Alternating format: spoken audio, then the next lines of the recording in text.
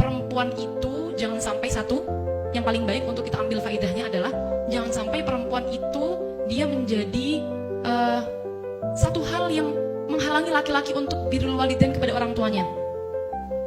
Ini banyak contohnya. Perempuan itu ingin dinomorsatukan di rumahnya sendiri, padahal laki-laki punya kewajiban untuk birrul walidain, punya kewajiban untuk menghormati orang tuanya lebih dari istrinya. Seperti itu. Bahkan ada satu cerita, saya menyampaikan satu cerita. Ini penting untuk kita perempuan tahu, agar kita itu bisa tahu posisi diri kita bagaimana.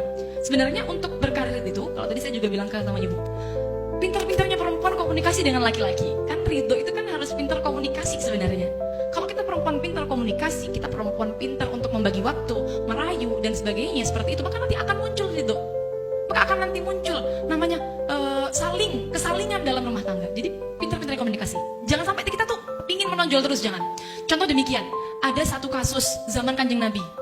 Sahabat itu ketika nazar dituntun talqin sama sahabat yang lain, sahabat Umar, tidak bisa baca la ilaha illallah, tidak bisa baca kalimat tauhid, tidak bisa.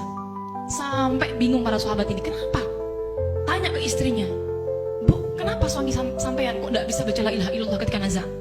Suami saya selalu jamaah di Masjid Nabawi. Dawuh istrinya, kata istrinya, suami saya itu selalu puasa setiap hari. Sebegitu ya, ibadahnya. Lalu akhirnya matur sahabat ini kepada Kanjeng Nabi, karena tidak bisa, para sahabat yang menuntun talqin tadi matur kepada Kanjeng Nabi karena sahabat ini tadi tidak bisa baca la ilaha illallah. Ketika matur sama Kanjeng Nabi ditanya, apakah dia punya ibu? Oh iya, masih punya Kanjeng Nabi. Ya sudah, sowan sana. Suruh sowan ke ibunya, dawuh ibunya, Bu, ini anak panjenengan tidak bisa ditalqin la ilaha illallah ketika nazar, tidak bisa keluar rohnya. Dawuh ibunya, biarkan. Salah sendiri, dia selama hidupnya selalu mementingkan istrinya daripada saya. Oh, ternyata sekarang ibu mohon maaf, banyak sekali laki-laki itu seperti ini, takut kepada istrinya, lebih takut kepada istrinya daripada takut kepada ibunya. Ibunya semisal, mohon maaf saya hanya menyeimbangkan antara isu-isu kesetaraan saja, bahwa ini di masa Kanjeng Nabi pun sudah ada loh, seperti itu loh, seperti ini.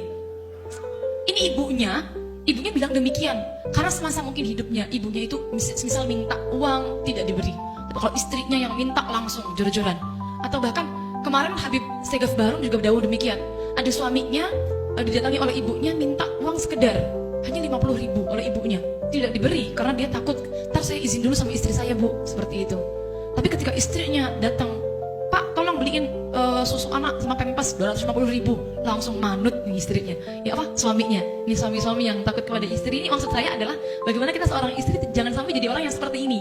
Seperti itu. Nah, ibu ini bilang demikian, biarkan dia tidak bisa nazar, salah sendiri sama saya semasa hidupnya, dia selalu mementingkan istrinya daripada saya. Akhirnya Kanjeng Nabi dawuh, bagaimana? Ya sudah, sahabat, kalau ibunya tidak mau ridho, bakar saja anaknya. Bakar saja anaknya. Di depan ibunya Nabi Muhammad dawuh demikian, bakar saja anaknya. Percuma ibunya nggak ridho, nanti kalau dia tidak dibakar di dunia, dia dibakar di akhirat dengan api neraka. Akhirnya namanya ibu, bagaimanapun anak tetaplah anak, mau tidak mau akhirnya ibunya, jangan Kanjeng Nabi, jangan dibakar anak saya. Ya sudah, saya ridho. Setelah ibunya dawuh ridho, saat itulah para sahabat nalkin lagi la ilaha illallah, bisa mawas kalimat tauhid, kemudian nazar, dan kemudian selesai keluar rohnya. Maksud saya ini pelajaran penting bagi kita sebagai seorang istri. Saya banyak sekali mendapatkan curhatan. Istri-istri ini curhat, suaminya lebih mementingkan ibunya. Lebih mementingkan ibunya. Istri-istrinya yang curhat, suaminya lebih mementingkan ibunya. Saya jawab, loh, seharusnya demikian memang. Kita sebagai seorang istri harus pengertian. Kalau suami masih punya ibu, memang prioritas adalah ibunya. Kita yang nomor 2. Yang penting suami sudah melakukan kewajiban-kewajibannya kepada kita. Jangan sampai kita menjadi penghalang antara suami dengan ibunya. Itu yang penting. Itu termasuk adalah beban ganda.